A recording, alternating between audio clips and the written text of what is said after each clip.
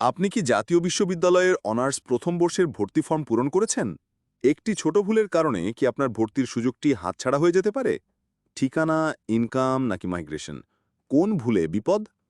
আপনার ভর্তি প্রক্রিয়াকে শতভাগ নির্ভুল করতে এবং সকল দ্বিধা দূর করতে আজকের এই বিশেষ গাইডলাইনটি শেষ পর্যন্ত দেখুন। ভিডিওর মূল আলোচনা শুরুর আগেই জানিয়ে রাখি, ভর্তি সংক্রান্ত সকল আপডেট, পরীক্ষার প্রস্তুতি এবং সরাসরি আলোচনার জন্য আপনি আমাদের সায়েন্স কিপ হোয়াটসঅ্যাপ ডিসকাশন গ্রুপে যুক্ত হতে পারেন। কিভাবে যুক্ত হবেন তা ভিডিও শেষে বিস্তারিত বলে দিচ্ছি। আমরা দেখছি জাতীয় বিশ্ববিদ্যালয়ের ভর্তি ফর্ম পূরণ করতে গিয়ে শিক্ষার্থীরা সাধারণ কিছু ভুল বারবার করছেন। চলুন সেই ভুলগুলো এবং তার সঠিক সমাধানগুলো এক এক করে জেনে নিই। ভুল ১, ঠিকানা লেখা।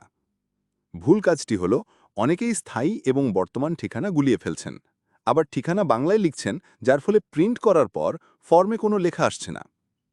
এর সঠিক সমাধান হল অ্যাডমিশন ফর্ম পূরণের সময় সকল তথ্য অবশ্যই ইংরাজিতে লিখতে হবে। যদি কোনো তথ্য বাংলায় চাওয়া হয়, কেবল সেটিই বাংলায় দেবেন। এক্ষেত্রে আপনার এনআইডি বা জন্ম নিবন্ধন অনুযায়ী স্থায়ী এবং বর্তমান ঠিকানা সতর্কতার সাথে ইংরাজিতে পূরণ করুন। ভুল ২, অভিভাবকের আয়। ভুল কাজটি হল ফর্মটিতে অভিভাবকের বাৎসরিক আয় অর্থাৎ অ্যানুয়াল ইনকাম চাওয়া হলেও অনেকে ভুল করে মাসিক আয় বা মান্থলি ইনকাম লিখে ফেলছেন। এর সঠিক সমাধান হল আপনার অভিভাবকের মাসিক আয়কে ১২ দিয়ে গুণ করে বাৎসরিক আয় বের করুন এবং সেই পরিমাণটি লিখুন। আর্থিকভাবে অসচ্ছল পরিবারের শিক্ষার্থীরা অল্প টাকা যেমন ৫০ বা ৬০,০০০ আয় দেখানোটা বিবেচনা করতে পারেন। ভুল ৩, মাইগ্রেশন নিয়ে দ্বিধা। এটি সবচেয়ে গুরুত্বপূর্ণ অংশ, তাই খুব মনোযোগ দিয়ে শুনুন। এখানে দুইটি পরিস্থিতি তৈরি হয়। পরিস্থিতি ক, পছন্দের বিষয় পাননি এবং কলেজ পরিবর্তন করতে চান। এক্ষেত্রে আপনার সামনে দুটি পথ আছে। প্রথম পথটি তুলনামূলক নিরাপদ। এটির জন্য প্রথমে যে কলেজ ও বিষয়ে সুযোগ পেয়েছেন সেখানে ভর্তি হয়ে মাইগ্রেশন অপশন ইয়েস করে দিন। এর ফলে আপনার পছন্দক্রম অনুযায়ী উপরের দিকের কোনো বিষয়ে আসন খালি থাকলে স্বয়ংক্রিয়ভাবে মাইগ্রেশন হতে পারে। খেয়াল রাখবেন, আপনি যদি আপনার পছন্দক্রমের প্রথম বিষয়টি পেয়ে থাকেন, তবে মাইগ্রেশন চালু থাকলেও আপনার বিষয় পরিবর্তন হবে না।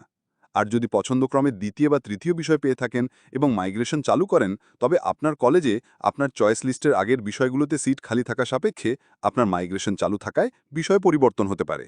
তবে মাইগ্রেশনে আপনি যে বিষয় পেয়েছেন তার পরের বিষয় মানে নিচের দিকের বিষয়গুলো পাবেন না, হয় পরিবর্তিত হয়ে আগের সাবজেক্ট পাবেন অথবা সেই সাবজেক্টই থাকবে। দ্বিতীয় পথটি ঝুঁকিপূর্ণ। এটির জন্য বর্তমান কলেজে ভর্তি না হয়ে রিলিজ স্লিপের জন্য অপেক্ষা করা। এতে আপনার বর্তমান আসনটি বাতিল হয়ে যাবে এবং রিলিজ স্লিপে নতুন করে আবেদন করতে হবে। তবে পছন্দের কলেজে সুযোগ পাওয়ার কোনো নিশ্চয়তা নেই। পরিস্থিতি গ, পছন্দের বিষয়েই সুযোগ পেয়েছেন। আপনি যদি আপনার পাওয়া বিষয় এবং কলেজে সন্তুষ্ট থাকেন, তবে ভর্তি ফর্ম পূরণের সময় মাইগ্রেশন অপশনে অবশ্যই নো সিলেক্ট করবেন। ভুল করে ইয়েস দিলে আপনার বিষয়টিও পরিবর্তন হয়ে যেতে পারে।